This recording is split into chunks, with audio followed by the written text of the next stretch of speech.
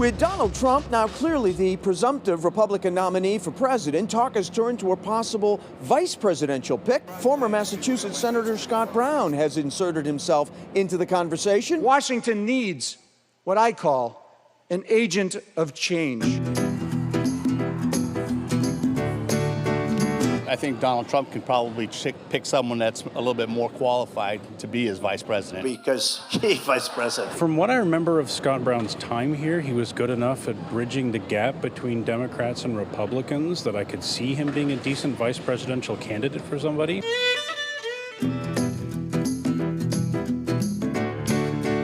you think that would represent a good choice for Trump? I think so, yeah. Yeah? Yeah, I think that's a good choice. No, I don't think that would probably be his most strategic choice, no.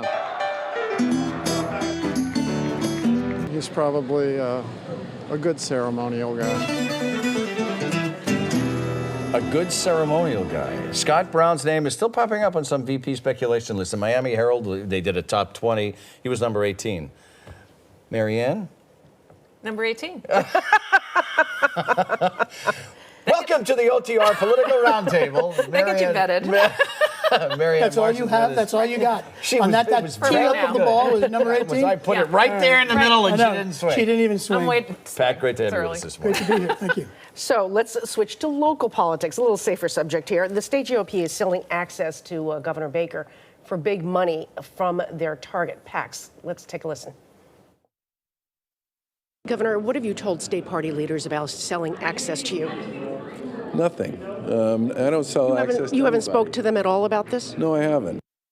Baker claims it has nothing. He has absolutely nothing to do with it. What's your reaction, Pat? My reaction is that it's a ridiculous charge. The state party is trying to raise money, just like the Democrats try and raise money. The bottom line is Charlie Baker has met with, and it's a fact, who's been in and out of that office have been people who agree with him and don't. The governor has been fixed on issues like the opioid crisis, like child and family services, and like charter schools and the budget deficit. Those aren't particular to any one group, whether they're contributing money to him or not. It's a ridiculous charge by Democrats who are desperate to ding him. So is this nothing more than business as usual?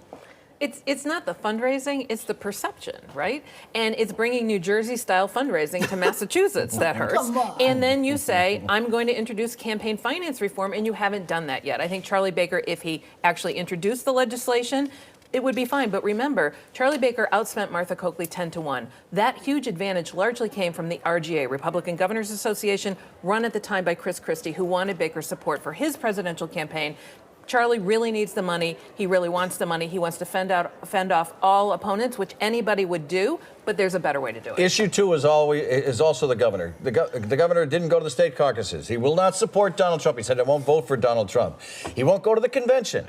Is he praying, Marianne, every day that Hillary Clinton actually wins the presidency? I think he's praying more that Trump loses than Hillary Clinton wins. I think Jim McGovern had the best answer of the morning, which is it's smart. Yeah. That's smart politics by Charlie Baker, who is up in the next election cycle and will have to win some of those people back. But if he focuses on his job, I'm sure he, And to clarify, the governor has said he will not vote for him. He will not vote for him. That's He correct. said that too. Yeah. I think he understands the Sophie's choice here. Look, the governor wading into national politics as a party politician in Massachusetts doesn't work. He is a red governor in a very blue state. Charlie Baker is a very unique politician. He knows better. Wading into the Christie thing, not so good. He's going to stay far away from this Trump thing, and he should. Again, the best thing for Charlie Baker, he only gets in trouble when he acts like a Republican. And this is a good time not to act like a Republican. Let's switch to Hillary Clinton. She is fighting on two fronts now, but how much damage, how much trouble is Bernie Sanders really going to create for her between now and the convention, the Democratic convention? Well, we'll see. I mean, it depends what Bernie Sanders says, right?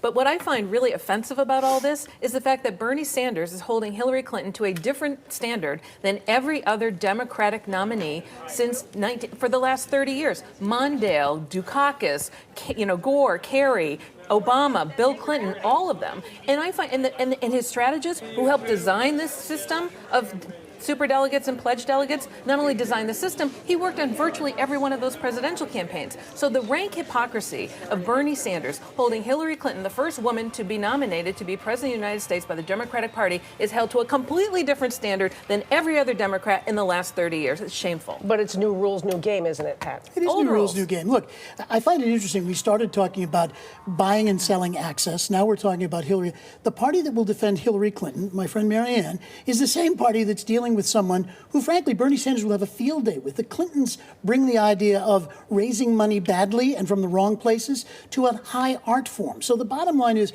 you're right. This is something Bernie has made his candidacy on. He's not going to leave it. It's going to continue all the way through.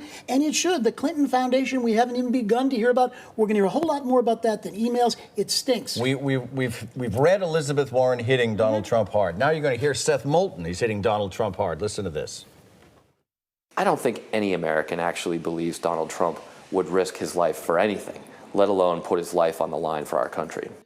He's getting a lot of attention, Marianne, as a freshman congressman. What does this say about his standing with his colleagues and his motivations? Well, Seth Moulton, much like Elizabeth Warren, a first-time candidate that came out of almost nowhere to surprise everybody, is using his position and positions to take on not only Donald Trump and everyone else, but to move up the political ladder, and he's doing it pretty quickly. Thatcher. Congressman Moulton has weighed in on a couple of other really pretty significant issues: refugees, immigration, Trump before this. It's a good issue for Democrats. Look, it's a good issue for some Republicans. Trump is a real easy target for someone like Seth Moulton to hit, and I think he's making hay while the sun shines. We're giving him the opportunity. We're teeing the ball up. He walks his talk, which is impressive. We're going to take a break. We'll be right back.